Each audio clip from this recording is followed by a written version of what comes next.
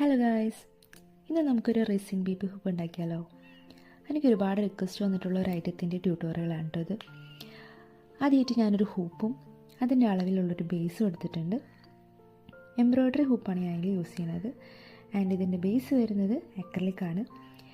Acrylic ബേസിൻ്റെ ഒരു ഭാഗത്ത് coating sheet remove ചെയ്തതിന് ശേഷം ഫ്ലെക്സ് ക്വിക്ക് യൂസ് ചെയ്തിട്ട് ഹൂപ്പ് അതിലേക്കൊന്ന് സ്റ്റിക്ക് ചെയ്ത് കൊടുക്കാം. ഇനി നമുക്ക് അതിൻ്റെ ബാക്ക് സൈഡിലായിട്ട് ഇതേപോലെ ഇൻസുലേഷൻ ടേപ്പ് ഒട്ടിച്ചു കൊടുക്കാം.